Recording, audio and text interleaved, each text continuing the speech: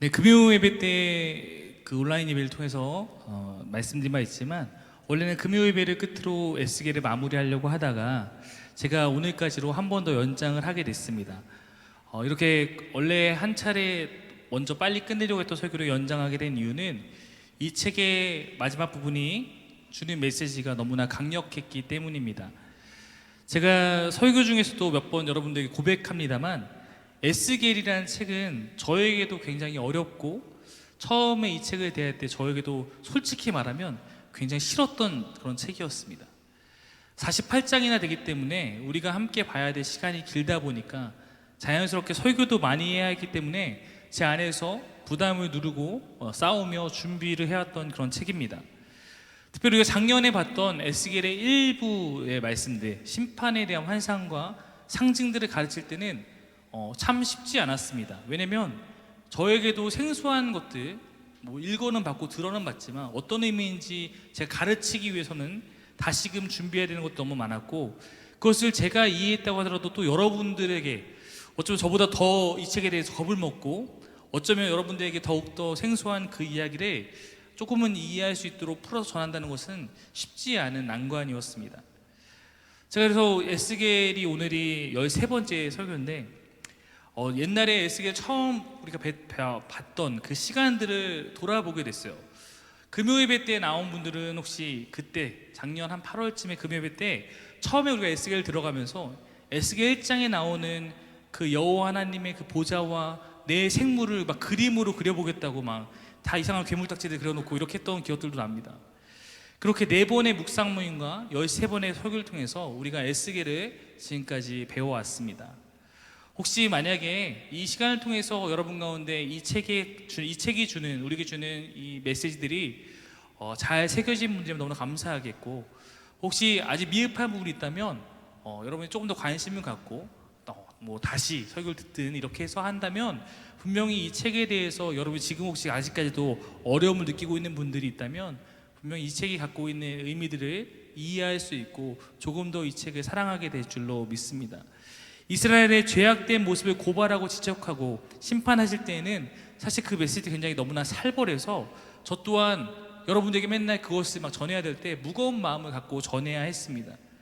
그러나 그 시간들을 떠올려 볼 때 이 한 구절이 문득 떠올랐습니다. 어떤 구절이 있었냐면, 피투성이라도 살아있으라 라는 구절이 있었어요. 이스라엘의 모습이 너무나 죄악된 모습인데, 그것을 주님이 뭐에 비유했었냐면, 아기가 출산됐는데 아직 탯줄도 제대로 자라지 못한 채 버려져 있는 피투성이 아기와 같은 모습을 비유하면서 스스로 아무것도 할 수 없지만 떨어져 나가 있는, 버려져 있는 그 처절한 상태의 이스라엘을, 주님이 그 이스라엘을 돌보시며 하셨던 말씀이 무엇이었냐면 피투성이라도 살아있으라 라는 거였어요. 수많은 죄와 잘못들을 고발하고 지적하시지만 어쩌면 하나님이 이스라엘에게, 그리고 우리에게 가장 하고 싶은 이야기는 살아있으라, 그래도 난 네가 살기를 원한다, 그 말씀이 아니었을까 생각합니다. 그 말씀대로 이스라엘은 징계를 받음으로 고난을 겪지만 그 안에서 생존해 나갑니다. 수많은 나라들이 바벨론 포로로 끌려와서 그 포로 생활 가운데 정체성을 잃고 사라져 가지만 유대인들은 그렇지 않았다고 했습니다. 유대인들은 그 안에서 살아남습니다. 포로 기간을 통해서 오히려 우리가 이곳에 와 있는 이유, 하나님께서 우리를 징계하신 이유, 우리의 잘못이 무엇인지를 조금씩 깨달아가며 하나님을 향해서 마음을 돌이켜가기 시작합니다. 주님은 나라를 잃고 소망도 잃고 포로가 되어 끌려온 이스라엘에게 그 머나먼 땅에서 그들의 소망이 되어 주십니다. 그들에게 주님은 가장 기쁜 소식, 아름다운 복음을 주시는데, 바로 그렇게 주시는 말씀이 오늘 에스겔을 통해서 그들에게 전해지고 있는 것입니다. 바로 그 말씀으로 대표되는 것들이 마른 뼈 환상과 새 성전에 대한 환상으로 이어지는 말씀들입니다. 이 말씀이 우리에게도 소망이 되는 것은, 비록 심판을 받아 징계 가운데 있는 이스라엘이라고 할지라도 그들이 주님을 말씀에 붙잡고 일어선다면 다시 주님 품 안에서 새롭게 된다는 메시지이기 때문에, 우리도 이스라엘 바라보며 우리의 연약함을 느끼지 않습니까? 그들에게 그러한 희망과 그들에게 그러한 회복이 있었다는 것은 우리가 비록 지금 내 삶이 혹시 이스라엘 같이 하나님 뜻대로 살지 못하고 넘어지고 때로는 징계와 고난 가운데 있을지라도 나에게도 주의 말씀 붙들고 살면 희망이 있겠구나 라는 것을 우리에게 전해주는 그런 기쁜 소식이 되기 때문입니다.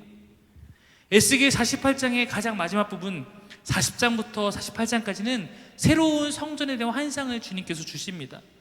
하나님께서 지금 성전은 무너져 있어요. 그러나 하나님께서 새로운 성전을 너희 가운데 다시 주실 것이다 이렇게 말씀하고 있는데, 이 새 성전은 지난 주일에도 또한 금요일을 봤듯이 그냥 단순히 건물이 아니라 하나님께서 이스라엘 가운데 궁극적으로 이루고 싶은 세상, 하나님 나라에 대한 예언이기도 합니다.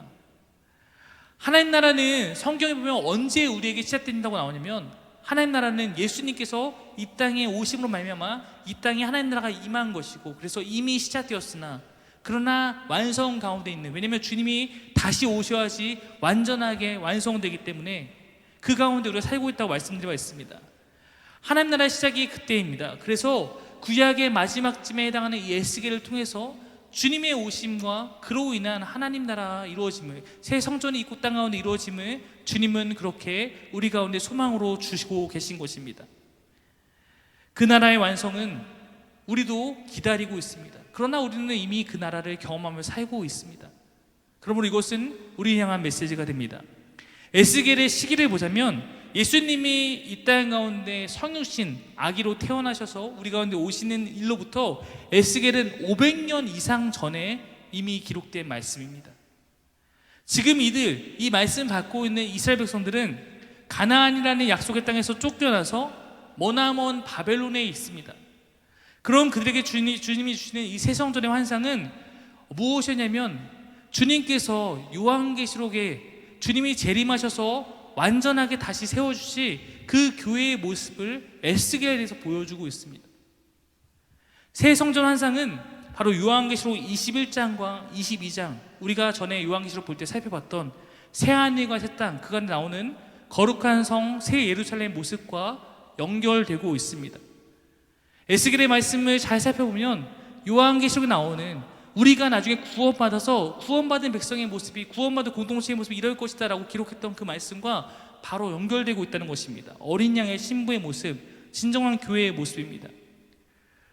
우리는 지금, 어쩌면 이스라엘 백성들은 지금 자신에게 닥쳐있는 지금 이 절망적인 순간, 여러분 그렇지 않아요? 우리가 만약에 여러분 고통 가운데 있다면 나는 이 고통이 빨리 끝나기를, 내가 포로 가운데 있으면 이 포로 생활이 빨리 끝나기를 우리는 그것만을 바라보고 있습니다.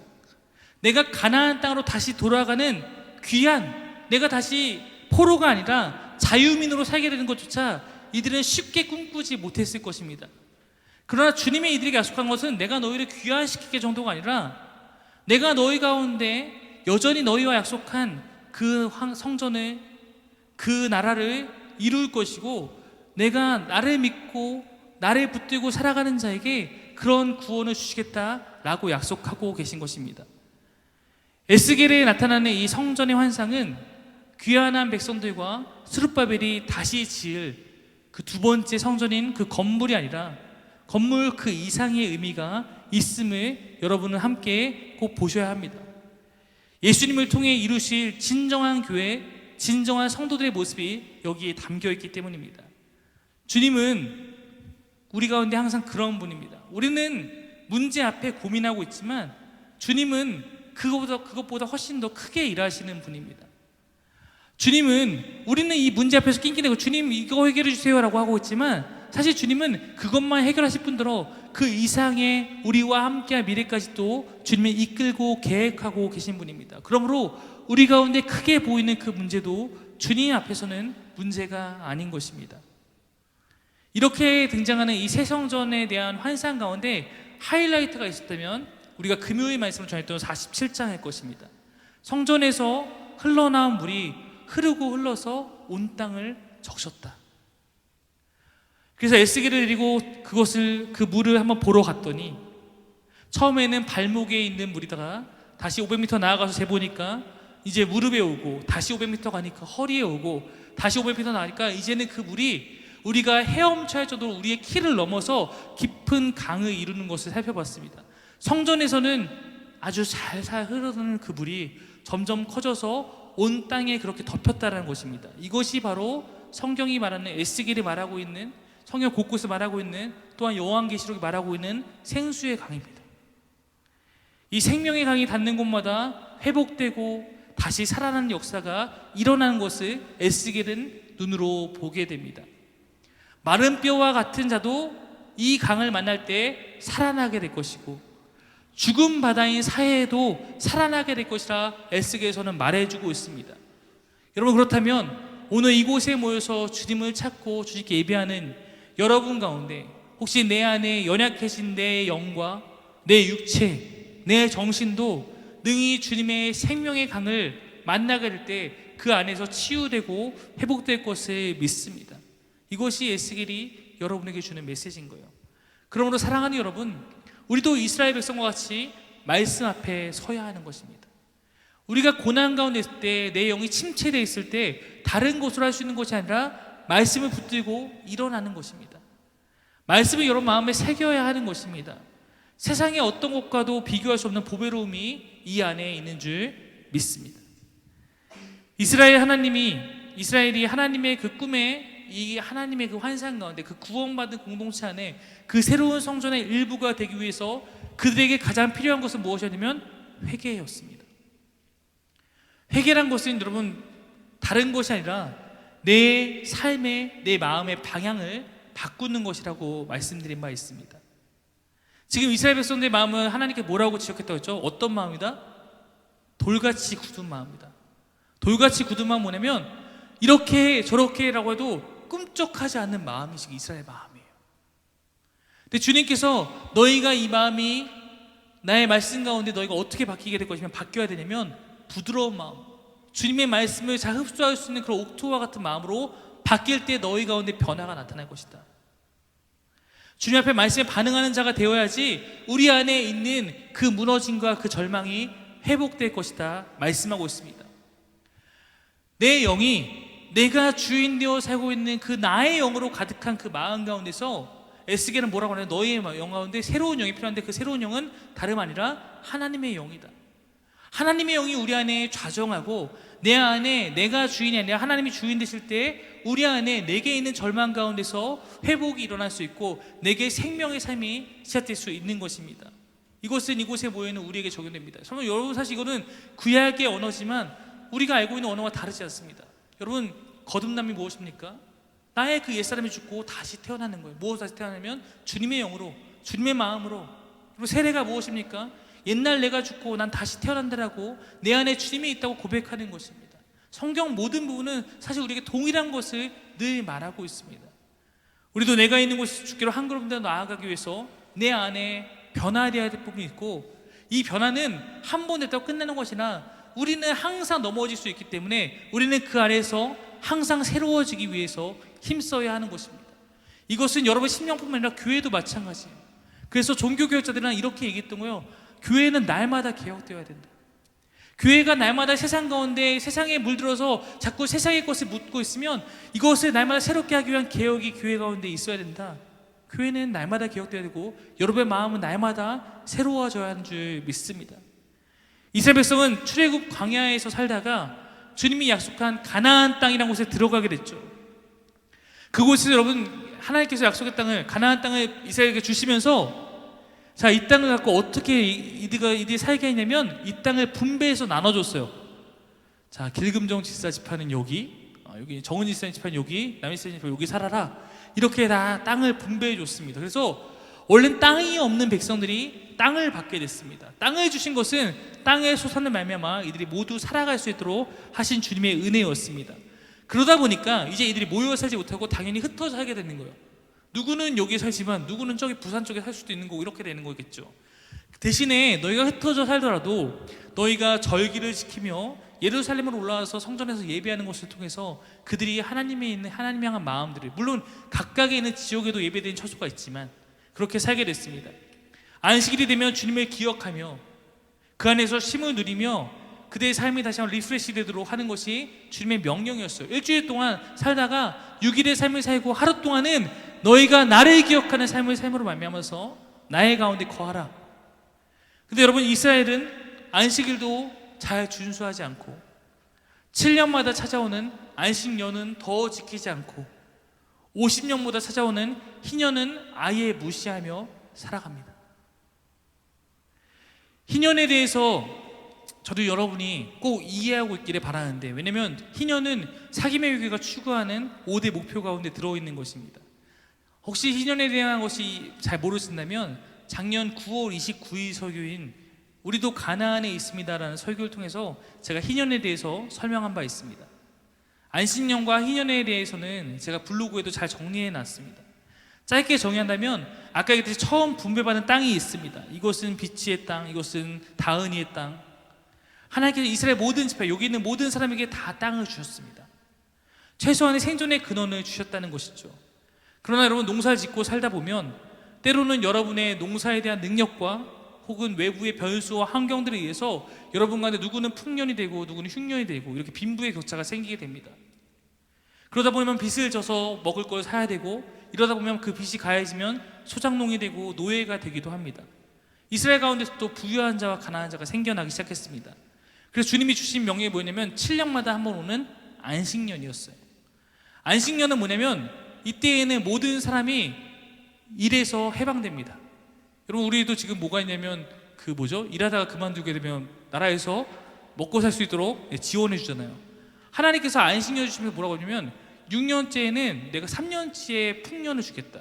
그래서 6년, 7년째는 일 안 하고 쉴 수 있도록, 8년째 일해도 바로 수출을 얻을 수 없으니까 3년치에 먹을 것을 주어서 너희가 7년째 되는 안식년에는 온전하게 주님 안에서 안식할 수 있도록 하고 땅도 안식될 수 있도록 하는 것이 주님의 명령이었습니다. 이때는 농사를 중단하고 땅도 쉬는 것입니다. 대신 그동안 하나님의 먹이시는 은혜를 기대하며 살아가는 것입니다. 이웃 간의 채무도 면제해주는 그런 면제의 해였습니다. 희년이란 이 7년이 7번 지나고 50년째가 되면 지키는 해였습니다. 희년의 개념은 가장 쉽게 설명하면 리셋입니다. 모든 것이 처음 상태로 원상복귀 되는 것입니다. 우리 예주의 땅이, 예주가 그동안 농사를 잘 못해서 노예가 되어서 이 땅도 지금 유아한테 다 뺏겼으면 유아가 갖고 있는 이 땅을 50년이 되면 다시 예주한테 무상으로 돌려줘야 됩니다. 모두가 처음 받은 대로 다시 다 그 땅은 돌려받는 것입니다. 처음 상태로 리셋시키는 거예요. 원 땅의 원 소유주에게 돌아갑니다. 모든 지파들에게 땅을 분배했기 때문에 모든 사람이 다시 땅을 받는 것입니다. 그러므로 영원한 부자도 영원한 가난한 자도 없도록 하는 것이 희년이었습니다. 여러분, 이 제도를, 안식년과 희년 제도를 누가 제일 좋아했을까요? 누구였겠어요? 노예된 사람이 제일 좋아했겠죠. 내가 노예된 사람은 안식년과 희년이 실현되기를 간절히 바랬을 것입니다. 누가 제일 싫어했겠습니까? 부유한 자들이 제일 싫어했겠죠. 내가 이걸 왜 놔? 내가 얘네 왜 해방시켜? 기득권은 누가 갖고 있습니까? 부유한 자들이 갖고 있는 거예요. 그러니까 이스라엘의 안식년과 희년이 지켜지지 않는 겁니다. 왜냐하면 자신의 것을 내어놓으려고 하지 않기 때문이에요. 하나님이 경고하신 것이 너희가 애굽에서 봤던 가나안에 원래 갖고 있던 그 피라미드 체제, 위에 있는 소수가 모든 것을 다스리는 그 체제를 너희는 따라가지 말라고 경고했지만, 이스라엘에서 힘 있는 자가 생기고 부유한 자가 생기다 보니까 그들이 그 피라미드 체제를 점점 더 공고하게 한 것입니다. 결국 이들은 하나님의 법을 지키는 것이 아니라 자신들이 누리는 것을 지키려는 삶을 살아가게 됩니다. 이것이 이스라엘이 돌같이 굳은 마음이 된 것이고 목이 굳은 백성이 된 그러한 모습이었습니다. 이들이 영적으로 이렇게, 그리고 사회적으로 모든 부분에서 타락을 하게 된 거예요. 주님이 그래서 이들이 경고한 말씀이 있습니다. 신명기 28장 말씀인데요, 두 절 말씀 한번 같이 보겠습니다. 58절과 64절입니다. 함께 읽겠습니다. 시작.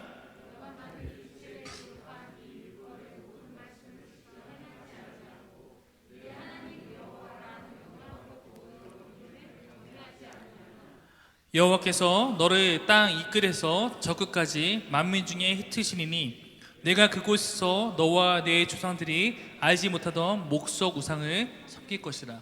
하나님께서 신명기예요. 신명기는 광야 생활 중입니다. 너희가 땅을 받을 것인데 땅에서 내가 행한 것을 지키고 살지 않으면 내가 너희를 이 땅에서 쫓아낼 거야. 모든 곳에 흩어버릴 거야. 경고했어요. 그러나 돌같이 굳은 마음인 이스라엘 백성은 이 경고를 듣지 않습니다. 결과가 어떻게 된 거예요? 바벨론 포로가 되는 거예요. 부유한 자들이 놓지 않아요. 그 안에 노예된 사람의 심정을 몰라요. 그래? 그럼 너희 다 노예돼봐. 주님의 명령을 지켜서 약속의 땅에서 주님의 통치를 따르는 백성이 되어 살기를 바라는 마음으로 그들에게 땅을 주셨어요. 땅을 주신 것은 이들의 능력을 얻은 게 아니라 주님께서 주신 거예요. 빈부의 격차는 생길 수 있겠지만 있는 자가 손을 펴서 가난한 자를 돌보고 희년에는 모든 것을 다시 회복함을 통해서 모두에게 영원히 절망적인 것이 아니라 희망이 있는 삶이 될 수 있기를 주님은 바랬습니다. 그러나 이스라엘은 하나님의 가치를 따라 살지 않았고, 그래서 주님은 그들을 약속의 땅에서 쫓아내십니다. 그 결과가 바로 에스겔의 모습인 거예요. 이제 그들이 그렇게 땅이 없는 자가 되어서 이방 땅에서 포로가 되어 극심한 노역 가운데 이스라엘 백성 전체가 살다 보니까 이들의 꿈이 무엇이었겠습니까? 아마도 철저하게 희년을 꿈꾸지 않았을까요? 자기들이 지키고 살 때는 무시했던, 그러나 자기가 노예되어 살 때는 이들에겐 강력한 희년에 대한 갈망함이 생겼을 것입니다. 하나님이 이들에게 주신 희년과 안식년과 안식일이 얼마나 소중한 것인지 이들은 포로된 그곳에서 배우게 됐을 것입니다. 사랑하는 여러분, 주님이 우리에게 명하시는 것은 다 의미가 있는 것입니다. 때론 이걸 왜 해야 돼? 왜 이런 걸 나에게 원하시지? 그러나 사실 주님이 우리에게 원하시는 것은 저는 우리가 이해하지 못할지 모르지만 더 큰 의미들이 있다고 믿습니다. 이들은 이제야 그것을 조금씩 깨달아갑니다. 학자들은 에스겔에게 이 새 성전에 대한 환상이 주어진 시기를 주목합니다. 40장 말씀 처음 보시면 이렇게 나와 있어요. 1절입니다. 시작. 우리가 사로잡힌 지 25째 성이 함락된 후 14째 첫째 달 10째 날에 곧 그날에 여호와의 권능이 내게 임하여 나를 데리고 이스라엘 땅으로 가시되, 하나님께서 에스겔에게 내가 너희 가운데 다시 한번 새 성전을 세워서 내가 너희와 함께 할 거야 라고 하는 말씀을 사로잡혀 온 지 언제 주냐면 25째 25년 만에 주십니다. 그래서 학자들은 이것이 이제 그 회복이 희년이라고 본다면, 이제는 이들이 노예의 삶을 살다가 이제 노역 가운데 살다가 이제는 희년을 향해서 삶의 방향이 바뀌어야 되는 그 전환점이 되는 25년 50년의 절반인 그 해에 하나님께서 이들 가운데 이제는 고난이 끝나 고난의 시간을 걸어가다가 이제 회복의 시간과 소망의 시간이 나올 수 있도록 25년째 이 말씀을 주신 것이라고 그렇게 이해하곤 합니다. 하나님은 바벨론 포로 땅에 있는 그들에게 이 희망의 메시지를 주시는 거예요. 하나님은 어떤 상황에서도 하나님의 계획을 이루어 가십니다. 바벨론의 포로로 갔다고 하나님이 하나님의 계획을 못 이루신 게 아니라 하나님은 이스라엘과 하고 싶은 그것을, 하나님은 이스라엘 통해 이루고 싶은 그 나라를 지금도 이뤄가고 계신다는 것입니다. 인간의 방해에도, 인간의 반대에도, 인간의 불순종에도 하나님은 하나님이 그들과 함께 하고 싶었던 그 나라, 그 성전을 이루어가고 계신다는 것입니다. 여러분, 우리가 반대하면 그 일이 일어나지 않는 것이 아니라 우리가 하나님 편에 함께 서지 못하는 결과만 나타날 뿐이에요. 우리 아까 다은이가 대표기도 했는데 여러분도 느끼셨겠지만 저도 굉장히 감동이 있었어요. 근데 그 안에 하나님 나라가 내가 뭐 한다고 내가 이룰 수 있는 건 아니죠. 그러나 하나님은 우리를 통해서 일하기 원하시는 것은 우리가 바로 그 나라의 백성으로 참여하기 원하기 때문이에요. 내가 일하지 않는다고, 내가 하나님 편에 서지 않는다고 내가 나 때문에 하나님 나라가 뭐 이루어지고 안 이루어지고 아니라 하나님 나라는 이루어질 겁니다. 다만 내가 그 편에 서서 일했으면 내가 그 나라의 일부가 되는 것이고, 내가 그러지 않으면 나는 그 나라에 참여할 수 없는 자가 되겠죠. 바로 구원이 그런 거 아니겠습니까?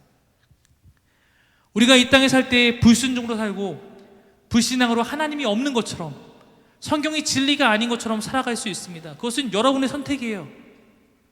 그러나 중요한 것은 그렇다고 주님의 재림과 세상의 끝이 오지 않는 것이 아닙니다. 주님은 다시 오실 것이고 부활과 심판은 있을 것이고 우리의 불순종은 그때에 심판을 당하게 된다라고 성경은 약속하고 있습니다. 이 말씀을 들을 것이냐 안 들을 것이냐는 마치 아까 신명기 말씀에 가나안에 들어간 백성이 들을 것인지 안 들을 것이나 똑같습니다. 안 들으면 여러분이 그 결과를 맛볼 거예요. 그러므로 성경은 이스라엘이라는 나라를 통해서 우리를 보게 하는 거예요. 너희는 어떡할래? 봤잖아. 이스라엘이 이렇게 살다가 이런 결과 마냥 봤잖아. 내가 보여줬잖아. 너희는 어떻게 할래? 에스겔의 가장 마지막의 부분에 해당하는 오늘 본문은 성전의 환상과 함께 주어지는 땅 분배에 대한 이야기예요. 하나님이 다시 너희를 내가 회복시킬 거야 라고 하면서 거기에 다시 성전을 만들고 다시 내가 거기 땅을 분배하는데 이렇게 땅을 분배하기 원해라는 것을 환상가한테 보여주시는 거예요. 마치 광야에서 내가 너희에게 이렇게 성막을 지어라, 그리고 이렇게 땅을 분배하라 말씀하셨던 것을 다시 한번 그 말씀을 주시는 것인데, 물론 이것은 실제 일어나는 것이 아니라 환상입니다. 즉 환상을 통해서 내가 원하는 성전은 무엇이고 내가 원하는 그 땅 분배된 이스라엘의 모습은 무엇인지, 즉 하나님 나라의 모습은 무엇이고 내가 원하는 꿈꾸는 예배 공동체의 모습은 무엇인지를 보여주고 있는 것이고, 이것을 통해서 우리가 하나님이 원하시는 것을 발견할 수 있도록 하시는 것입니다. 이 말씀을 통해서 우리는 하나님의 뜻이 무엇에 있는지를 깨닫습니다. 여러분이 오늘 이 말씀 가운데 그것을 깨닫는다면 그것을 추구하는 자가 주님 곁에 서게 될 것입니다. 새 성전과 함께 구원 시대에 주어진 이 땅 분배는 가나안 시대에 주어진 땅 분배와 차이가 있습니다. 여러분, 일단 여호수아 시대에는 땅 분배를 어떻게 했냐면 땅을 이렇게 나눠놓고, 자, 큰 땅이 있고 작은 땅이 있고 좋은 땅이 있고 안 좋은 땅이 있어요. 어떻게 가졌냐면 제비뽑기 있어요. 그래서 우리 서영이가 좋은 땅 뽑았으면 아싸 하는 거고, 준수는 좀 좁은 땅 뽑았으면 저 멀리 저기 한지에 가서 하는 거예요. 어쩔 수 없어요. 제비뽑기예요. 그것이 그냥 하나님의 뜻이라고 순종하며 살았습니다. 근데 에스겔에도 제비뽑기를 말하지만 제비뽑기를 하진 않아요. 이거보다는 여호와의 의지에 따른 분배의 측면이 더 강합니다.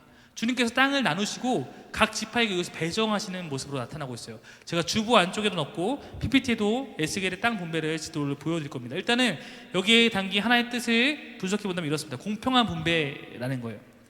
여러분, 지도를 한번 보십시오. 지도를 한번 주보 안에 보시면 이 지도가 굉장히 특이하지 않습니까?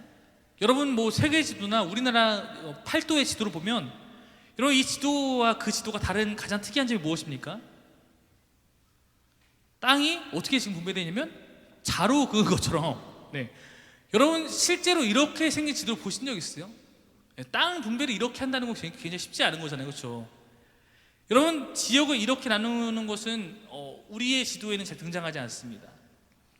아까 여호수아 시대에 행한 땅 분배는 지파의 크기에 따라서 땅의 넓이가 다르고 각각 나누어지는 것에 반해서 에스겔의 땅 분배에서 이것을 최대한 이렇게 자로 그은 듯 보여준 것은 균등한 땅 분배를 표현하고 있는 것입니다.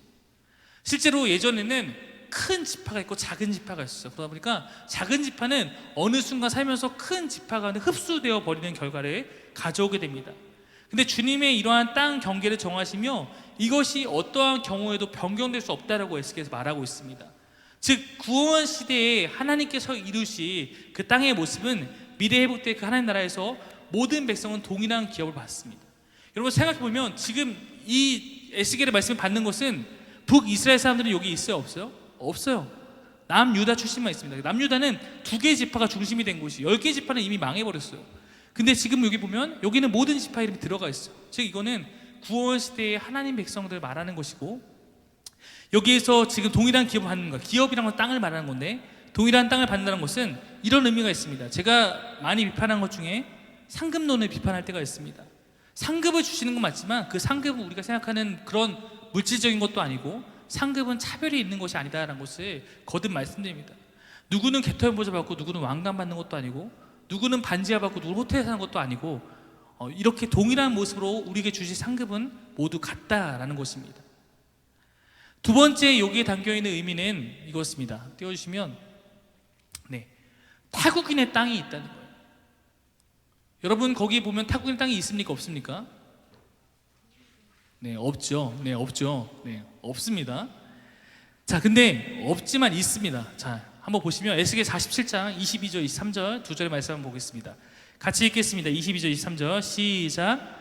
너희는 이 땅을 나누되 제비 뽑아 너희와 너희 가운데에 머물러 사는 타국인 곧 너희 가운데에서 자녀를 낳은 자의 기업이 되게 하시니 너희는 그 타국인의 본토에서 난 이스라엘 족속같이 여기고 그들도 이스라엘 지파 중에서 너희와 함께 기업을 얻게 하되 타국인이 머물러 사는 그 지파에서 그 기업을 주시니라. 주 여호와의 말씀이다. 여러분, 만약에 우리 천지사님이 야고보라는 지파에 머물러 사는 외국인이에요. 그러면 이 사람은 동일하게 야고보 지파로 취급해서 땅을 분배한다는 것입니다. 즉 여긴 12지파만 나와 있지만 이것은 유대인만 구원한 게 아니라 이 12지파는 이방 모든 백성들을 포함하는 하나님의 그 나라의 구성원을 위한 것이지 유대인의 실질적으로 혈통으로 야고보 지파 뭐 이런 사람, 베냐민 지파 이런 사람들을 의미하지 않는다는 것입니다. 즉 여러분, 이건 즉 구약이에요. 우리는 구약을 유대인 중심의 이야기라고 물론 이해하고 있습니다만 주님은 구원받는 백성을 말할 때는 항상 유대인만이라고 말하지 않습니다. 구약에서조차 이방인을 향해서 열어놓고 있어요. 타국인을 본토에 태어난 이스라엘 족속처럼 인정해주고 있는 것입니다. 어떤 이는 그래서 이 타국인을 13번째 지파라고 말하기도 합니다. 이를 통해서 신약에서 예수님을 믿고 주님께 나아오는 모든 신자들, 그들을 하나님의 백성으로 인정할 수 있는 근거가 되는 것입니다. 여러분, 우리는 다 대한민국 사람이기 때문에 사랑하는 여러분, 여러분은 어쩌면 유대인들과 전혀 상관없겠다. 우린 지파가 없어요. 그러나 우리가 이 하나님의 구원받은 이곳에 속할 수 있는 것은 바로 이곳에 있는 우리가 타국인이지만 하나님의 백성, 영적인 이스라엘인이 될 수 있다는 그런 마음 때문입니다. 주님은 우리를 구원 시대의 백성으로 맞이하고 계십니다. 세 번째 같이 볼 것은 여호와의 땅입니다. 지도의 중간에 보면 12지파에게 속해 있지 않은 땅이 일부분 나와 있습니다. 거기는 여호와의 땅입니다. 유다와 베냐민 지파 사이에 위치하고 있습니다. 이 구역에는 성전, 제사장 구역, 레위인 구역, 성읍 소유지, 왕의 소유지 등이 배치됩니다. 여러분, 이스라엘의 이 땅 분배 가운데 하나님의 땅이, 여호와의 땅이 이들 가운데 가장 중심에 있다는 것은 하나님이 이 나라에 이들 안에 가장 중심에 계셔야 한다는 것을 의미하고 있습니다. 제사장과 레위인이 성전 가장 가까운 곳에 땅을 받아 살아갑니다. 이는 구약의 전통을 따르는 것이죠. 이들의 직분 자체가 구약에서 구별된 신분이며 여호와께 속해 있기 때문입니다.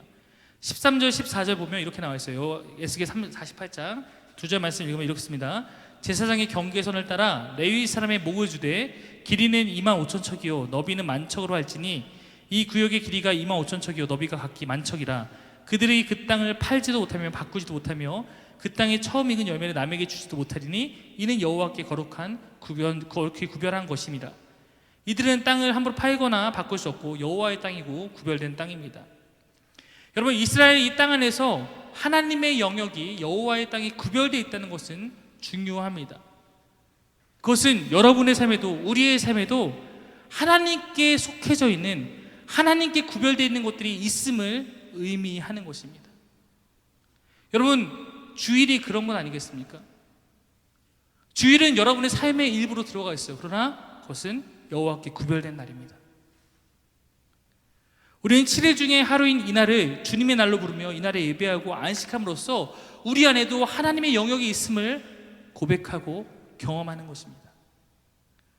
또한 이곳에는 세상의 피라미드 구조와 다른 하나님 나라의 위계가 보여집니다. 왕의 땅은 등장하지만 이 또한 철저하게 규정되어 있습니다. 구약에서 이스라엘 백성들이 우리도 왕을 주세요라고 했을 때 하나님은 경고하셨냐면, 왕이 세워지면, 너희 가운데 인간 왕이 세워지면 왕은 너희 아들 데려가서 전쟁터로 내보낼 것이고 너의 딸을 데려가서 왕의 궁녀로 삼을 것이다. 그래도 너희가 왕을 원하겠느냐? 인간 왕의 속성이 그런 거예요. 인간 왕은 군림하고 아까 그랬듯이 지배 권력은 모든 것을 빼앗습니다. 여러분, 다윗이 왜 타락했습니까? 다윗이 처음에는 하나님만을 의지했어요. 다윗이 타락하는 그 장면을 보면 어떤 게 있었냐면, 다윗이 이제는 전쟁에 나가지 않아도 이스라엘에 굴러가요. 완전한 피라미드 세계가 그들 간에 구축됐다는 거예요. 왕이 안 해도 알아서 굴러가요. 그러니까 왕은 뭐 하고 있어요? 궁궐에 남아서 죄 짓고 있는 거예요.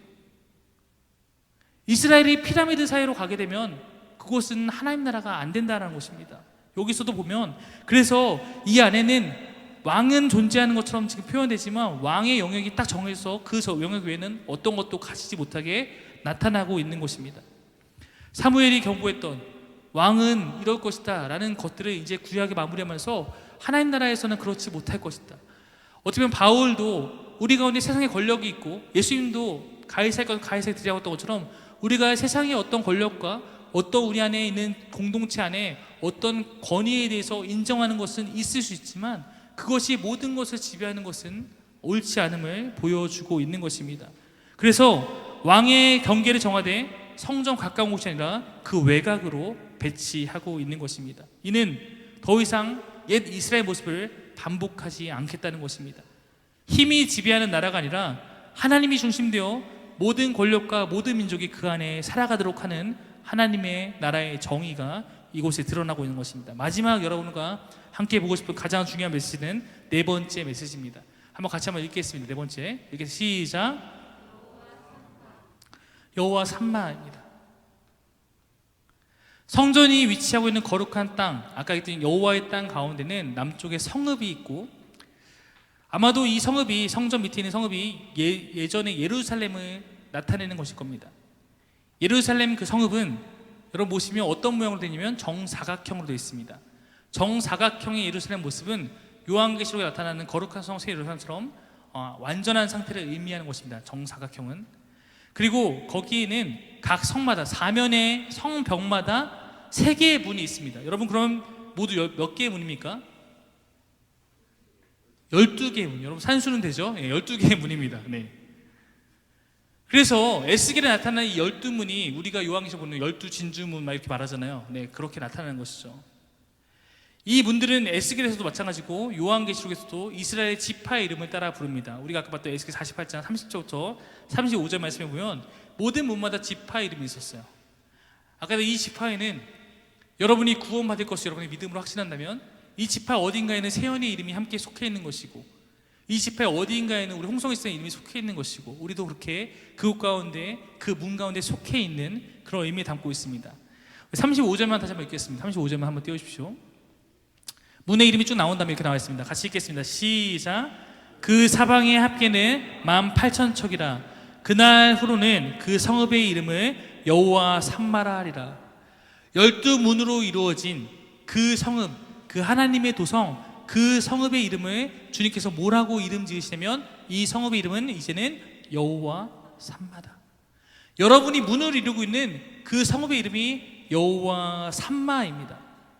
12분을 통해 세상과 소통하며 그 중심에 하나님이 계신 그 성읍, 그것이 바로 하나님 나라, 하나님 백성 공동체의 진정한 교회의 모습이 아니겠습니까? 이사야 60장도 예언의 말씀인데, 이사야 60장에는 그 문이 사방으로 연결되어 세상의 중심이 될 것을, 세상의 모든 것을 통하게 될 것을 기록하고 있습니다. 12문은 세상을 향해서 복된 소식을 전해야 될 이스라엘의 사명을 나타내고 있습니다. 여러분 이것은 태초부터 하나님의 계획이지 않았습니까? 아브라함을 부르시면서 내가 너를 통해서 이스라엘을 만들 거야, 내가 너를 통해서 모든 믿는 자의 조상이 될 거야, 되게 할 거야, 그러면서 그들을 통해서 세상 모든 민족에게 복을 전하는 통로가 되도록 하셨는데, 바로 그 말씀을 에스겔도 우리 가운데 상기시키고 있는 것입니다. 구약의 12지파에게 주어진 이 사명은 신약의 교회들에게 이어지고 있습니다. 즉 우리도 이 구약의 12지파에 어딘가 속해 있고, 또 교회, 신약의 교회가 되어서 우리가 세상과 소통하는, 주님을 전하는, 세상 곳곳으로 주의 복된 소식을 전하는 그러한 문이 되는 것입니다. 주님이 그렇게 우리가 모여있는 이 공동체를, 이 도시를 여호와 삼마라고 부르시는데, 여호와 삼마의 뜻은 이것입니다. 다음 페이지 넘기면 나와 있는데 어떤 뜻이냐면 거기 계시는 하나님. 여호와 삼마는 여호와께서 거기에 계시다라는 뜻이에요. 우리가 모여 있어서 우리가 주의 빛을 바라며 우리가 그 안에 주를 높이고 주님 중심된 삶을 살면서 세상 가운데 복된 소식을 전하는 그 삶을 살아가는 모임이 될 때 여호와께서 거기에 계시다. 우리가 여호와 삼마가 되는 것입니다. 여러분 교회는 주님이 계셔야 교회가 아니겠습니까? 여러분 신자는 마음에 주님이 계셔야 신자가 아니겠습니까? 여러분 이 세상은 주님께서 중심에서 다스리실 때 온전하게 회복되는 건 아니겠습니까? 여러분, 여러분의 마음, 여러분의 그 마음 성소에는 거기에 주님이 계십니까? 여러분의 마음은 여호와 삼마입니까? 여러분은 12문 가운데 한 문이 되어서 세상에 주님을 전하는 복된 통로가 되고 있습니까?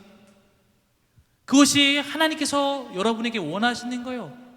여러분이 하나님한테 회복되고 회복된 마음으로 그것으로 주님을 높이며 그 삶으로 세상 가운데 주님을 전하는 것, 이것은 구약이나 신약이나 처음부터 마지막까지 주님이 하나님의 백성들에게, 주의 자녀들에게 원하시는 것입니다. 그리고 주님이 우리를 통해서 이루실 주님의 계획입니다.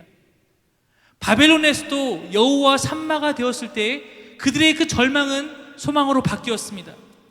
하나님의 임재와 하나님의 영광이 충만한 우리의 교회, 그러한 여러분의 가정, 그런 마음을 가진 우리 성도님들이 되어올 때 우리에게 잃어버린 에덴이 회복되고 주님과의 충만한 관계가 형성되며 그가 이르실 새하늘과 새 땅을 소망하며 우리도 거룩한 꿈을 꾸게 되는 그러한 존재가 되는 것입니다. 그리고 우리가 아까 나눴던 것처럼 나의 슬픔을 주가 기쁨으로 변화시킵니다. 상처뿐인 내 영혼을 주님께서 위로해 주십니다. 고통 중에 있을 때 주님이 평안을 주십니다. 주 사랑이 우리를 가로막고 있는 모든 어둠을 이길 것을 우리는 믿습니다. 주님의 빛이 비춰줄 때 내 마음이 기뻐 주님을 찬양하게 될 줄로 믿습니다. 이러한 모든 찬양의 고백이, 이러한 에스겔이 보여준 환상이 저는 여러분의 것이 되기를 원합니다.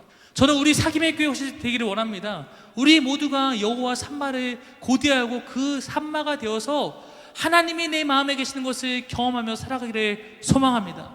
사랑하는 여러분, 세상은 우리를 날마다 절망케 합니다. 세상이 주는 절망에 넘어지지 말고 어떠한 상황이든지 그보다 큰 능력으로 행하실 여호와 하나님을 붙드는 삶을 삽시다. 여호와 삼마, 여러분의 삶에 여호와 그가 여러분의 삶 가운데 거기에 계시며 그것을 믿으며 그 손을 붙들고 승리하시기를 간절히 바랍니다. 우리 같이 찬양하면서 함께 그것을 위해서 말씀을 붙들고 기도하며 나아가도록 하겠습니다. 우리 찬양팀 나와주시고,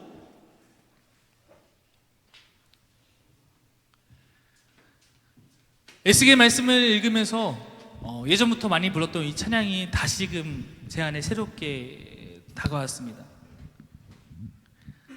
세상 모든 민족이 구원을 얻을 때까지 주님은 쉬지 않으실 것입니다. 그것을 위해서 우리가 주의 심장 가지고 우리가 주의 손과 발되어서 우리가 주를 전하고 주를 따라갈 때 아까 성전에 흐르는 물이 온 세상을 덮었던 것처럼 세상 모든 것이 주님의 여호와의 영광으로 주님의 생명의 강으로 충만케 될 것을 우리가 믿고 바라보며 함께 소망하며 찬양하기를 원합니다. 함께 같이 찬양하겠습니다.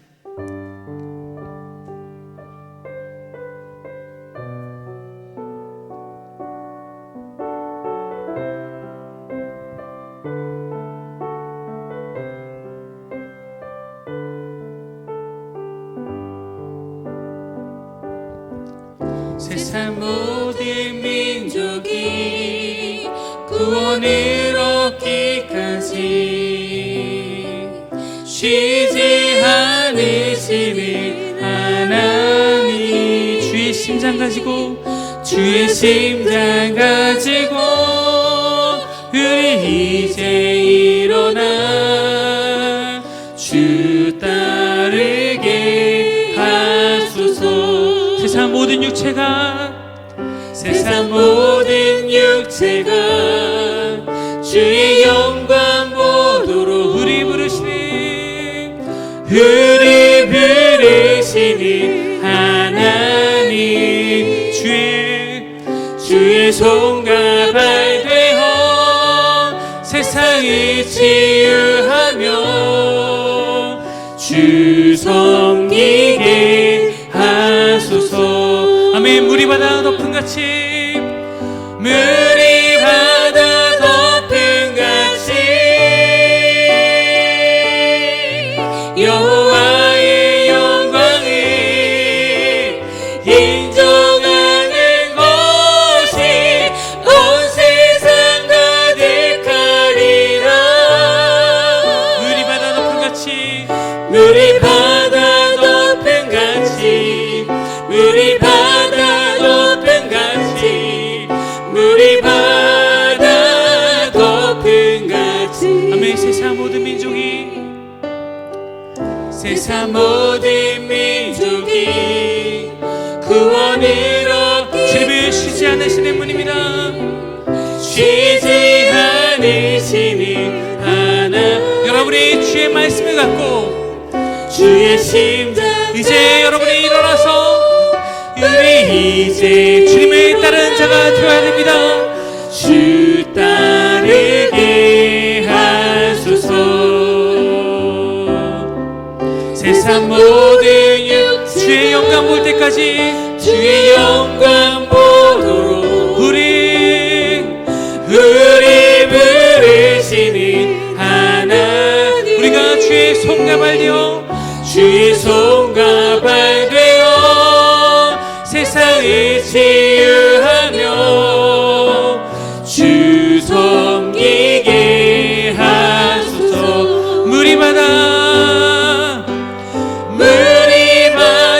덮은 같이 여호와의 영광을 인정하는 것이 온 세상 가득하리라. 물이 바다 덮은 같이, 물이 바다 덮은 같이, 물이 바다 덮은 같이. 여러분, 이 찬양의 이 내용들이 여러분 머릿속에 떠오르십니까? 우리가 주의 심장이 되어서 여호와 산마를 경험하고 있는 우리가 12문의 복된 소식을 전한 통로가 되어서 우리가 세상의 모든 영광 볼 때까지 우리가 주를 전하며 나아갔을 때 온 세상 가운데 주님의 강물이 흘러서 모든 바다를 충만하게 할 것이고, 그 가운데 여호와를 인정하는 모든 것들이 이 땅 가운데 가득하게 될 것을 우리가 믿음으로 바라볼 수 있게 소망합니다. 우리가 같이 여호와 산마를 꿈꾸며 내가 주의 심장을 갖겠습니다, 내가 주의 손과 발이겠습니다 하시고 고백하는 분들은 우리가 같이 자리에 일어나서 한 번 더 찬양했으면 좋겠습니다.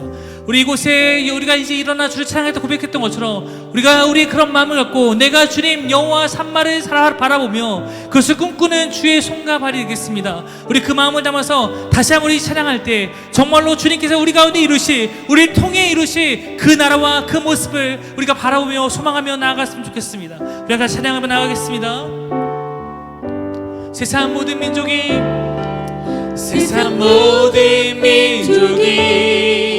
구원을 얻기까지 쉬지 않으시는 하나님, 주의 심장 가지고 우리 이제 우리가 주를 따르게 하소서. 주 따르게 하소서. 세상 모든 육체가 주의 영광 보도록 우리 부르시는 하나님, 주의 손과 발 되어 세상을 치유. 우리가 주를 섬기겠습니다. 주 섬기게 하소서. 아멘. 물이 바다 높은 같이 물이 바다 덮은 같이 여호와의 영광을 인정하는 것이 온 세상 가득하리라. 물이 바다 덮은 같이, 물이 바다 덮은 같이, 물이 바다 덮은. 아멘. 보리라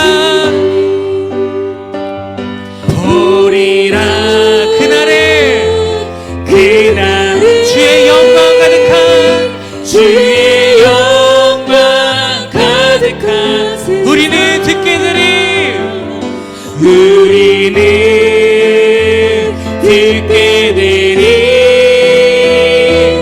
온 세상 가득한 승리의 함성. 물이 바다 덮은 같이 여호와의 영광을 인정하는 것이 온 세상 가득하리라. 물이 바다 덮은 같이, 물이 바다 덮은 같이, 물이 바다 덮은 물이 바다 높은 같이 같이 물이 바다 덮은 같이 물이 바다 덮은 같이 물이 바다 덮은 같이. 사랑하는 여러분, 저는 우리가 이 말씀 가운데, 이 찬양 가운데 우리의 심장이 뛰기를 원합니다. 주님이 날 무엇을 위해서 부르셨고, 주님이 날 무엇을 위해서 살리셨으며, 주님이 나와 무엇을 하고 싶은지 이제 우리가 이 말씀을 통해 깨닫기 원합니다. 내 안에 계신 여호와 하나님의 그 갈망함이 이제 나의 갈망함이 되고, 그 여호와 하나님이 나와 함께하고 싶은 그 마음이 내 마음 가운데 깊숙한 그런 열망이 되어서 이제 우리가 이 말씀 가운데 이 안에 함께 바라보며 주의 나라를 이루어가는 그런 주님의 백성이 되기를 소망합니다. 우리가 이제 같이 기도하며 나아갈 때 함께 것을 바라보며 주님, 우리에게 이 날을 더하여 주옵소서. 우리 안에 먼저 여호와 산마가 이루어지고 우리가 정말 이 모든 세상에 주의 영광을 뒤덮을 그날까지 주를 위하여 함께 걸어가는 자 될 수 있도록 인도하여 주옵소서. 우리 주여 한번 부르고 같이 기도하며 나아갔으면 좋겠습니다. 함께 기도하겠습니다.